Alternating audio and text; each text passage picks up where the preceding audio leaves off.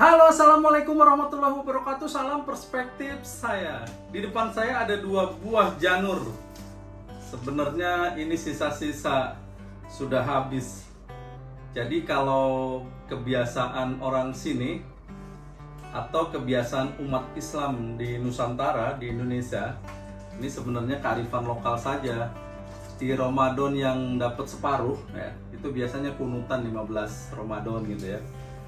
Kunutan itu masyarakat membuat sajian makanan, makannya pakai ketupat, jadi ketupatnya kunut. Nah, kita nanti akan bikin ketupat ini, ketupat kunut ini. Jadi coba saya ini kasih tahu caranya atau tutorial membuat ketupat kunut.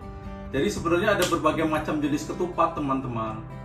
Ada ketupat lebaran yang kotak ya, segi presisi. Nah, kalau ketupat kunut tuh berbeda karena tidak presisi, ada kayak segi 5.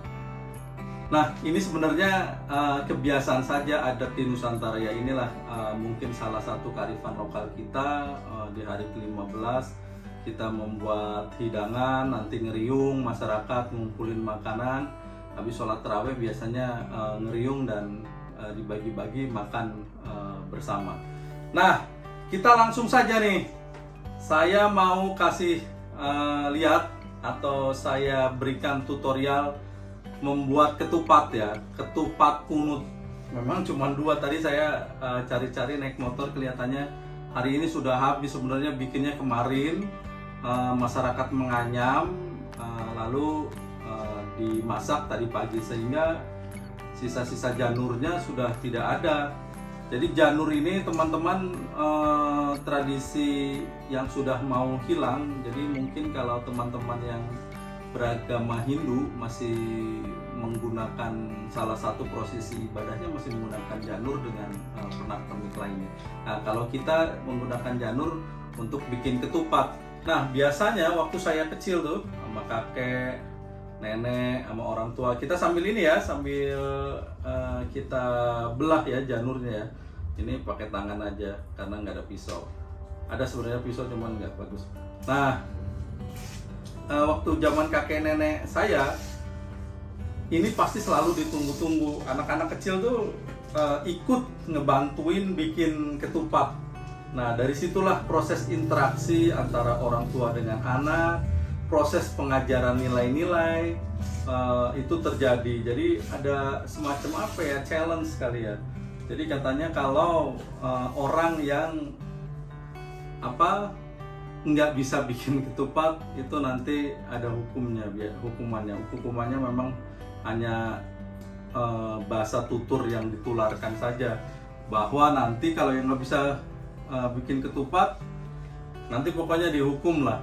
Paling tidak mungkin ya rasionalisasinya sebenarnya kalau nggak bisa bikin ketupat ya imbasnya tidak makan ketupat gitu kan. Nah, ini kalau sudah jadi 2 begini teman-teman, nanti saya contohkan mana bedanya ketupat lebaran dan ketupat kunut. Nah, sudah dipisah jadi 2 begini, 2 jenis ini, janurnya bagus, besar.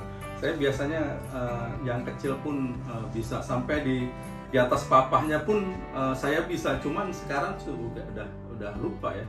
Tapi mungkin kalau diulik-ulik bisa. Nah, dari 2 jenis janur yang dibelah ini, satu diposisikan di tangan kiri. Nah, kalau gede bolehlah menggunakan 5 tangan ini. Set. Nah, kita ikat ininya presisi ya, agak karena ini nggak terlalu panjang. Ini dipasin mungkin sepertiganya lah. Diikat 3. Ini kan jadi pendek ya. Nah, saya ulangin 1, 3 kali ya, 2, 3. Jadi ini 1, 2, 3, ada 3 tuh. Nah, ada 3. Lakukan hal yang sama dengan tangan kanan, tetapi dibalik. Nah, dia ininya menghadap ke bawah.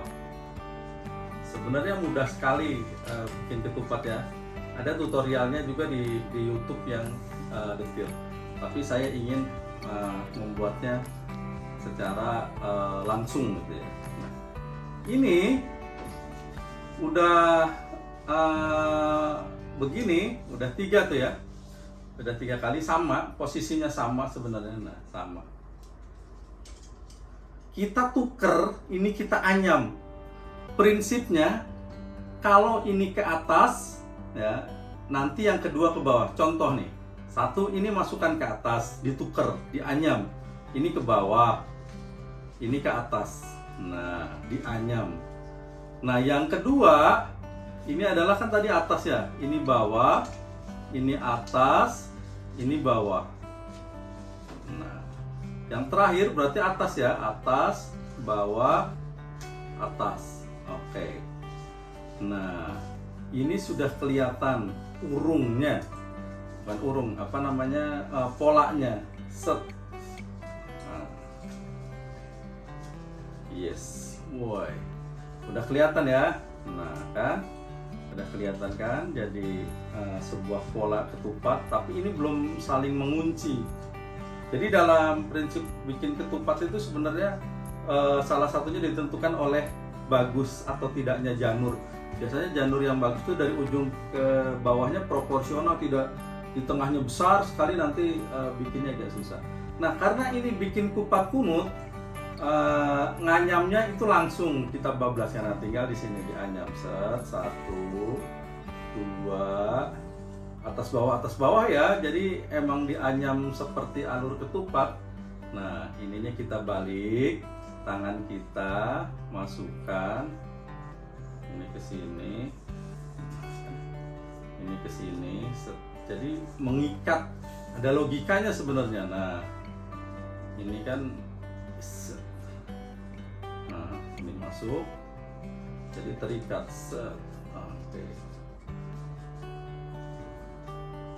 Satu lagi, ini masuk.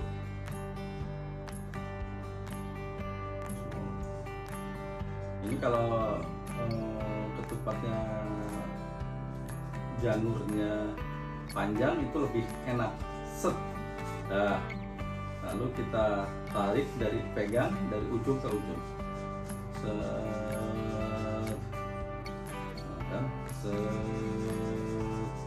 Nah, ini sudah membentuk ketupat, sudah mengunci. Tinggal kita apa namanya, kita kunci yang kenceng. Nah, tinggal ditarik-tarik aja, mana yang belum kenceng nanti ditarik. Nah, oke. Nah, ini yang belum kenceng. Oke.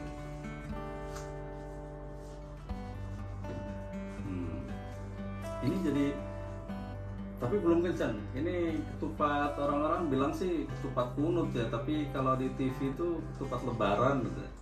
Ketupat lebaran nanti habis ini saya bikinkan. Jadi bedanya apa gitu kira-kira ya. Oke, kita kencengin. Oke, kencengin. Oke, kencengin.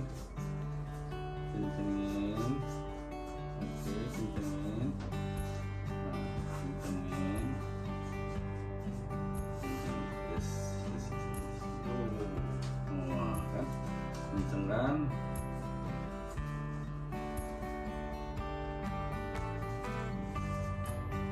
bentar sebenarnya, kalau udah teman-teman udah pinter bikin ketupat 100 biji tuh paling hanya beberapa jam, 1 jam mungkin ya.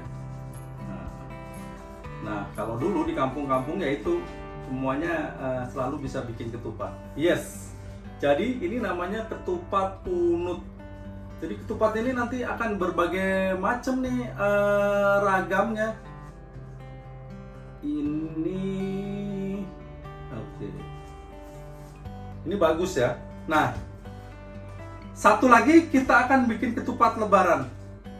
Jadi saya teruskan cerita soal masa lalu waktu saya kanak-kanak itu di rumah nenek. Kalau ini kan menjelang ketupatan begini, anak-anak tuh rame di rumah nenek karena habis tarawihnya nanti. Dulu sih sebenarnya nggak habis tarawih, habis apa namanya, habis sholat maghrib, sholat maghrib ngeriung, nanti makan, nanti dibawain setelah itu tarawih, salah satu bikin ketupat. Nah kalau yang nggak bisa bikin ketupat itu nanti akan dihukum, katanya makan nonok bime. Nah, itu bahasa Cilegon sebenarnya ya, sebuah punishment, ucapan hukuman yang mungkin nadanya seru-seruan. Nah kita mulai lagi ya, ada 2, pokoknya prinsipnya masih sama, kita ikat, kita ini jadi 3 ya. Ini juga mana depannya, ini dibalik biar 3 set. Nah udah begini, pokoknya secara prinsip sama. Nanti yang membedakan ketupatnya setelah jadi urung, 1 atas bawah atas. Nah ini gede enak. Kemudian ini bawah atas bawah. Nah, ini atas bawah atas. Boy, nah kan sebenarnya mudah bikin kupat tuh, mudah sekali, apalagi kalau janurnya enak lah ya. Nah ini sudah jadi, oke, sudah jadi, sudah berbentuk kan. Nah kalau tadi itu kita dimasukkan, kalau sekarang tidak, tapi dianyam begini, set.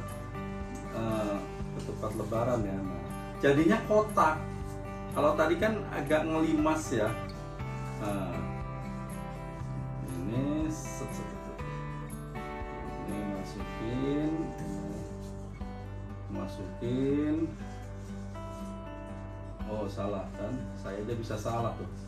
Ini salah. Ini masukin sini. Ini masukin sini. Oke. Jadi salah tuh biasa juga.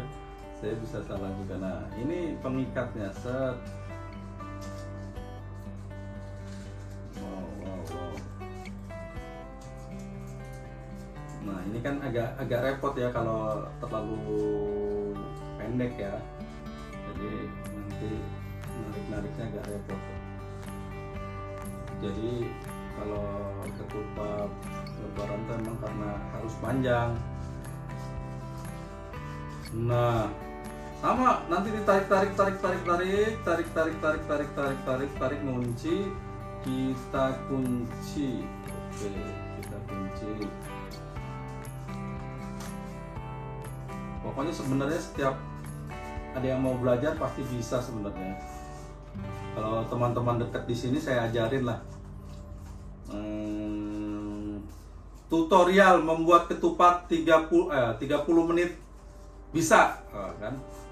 Pokoknya syaratnya hasil ketupat dan opor ayamnya kirimin ke saya nanti ya. Nah, ini adalah ketupat lebaran. Oke. Nah, sip. Apa bedanya? Kita lihat. Berbeda kan? Ini ketupat lebaran presisi, ini ketupat kunut. Baik, itu teman-teman tutorial bikin ketupat kita hari ini. Selamat menjalankan ibadah puasa, terus sehat, dan salam perspektif saya.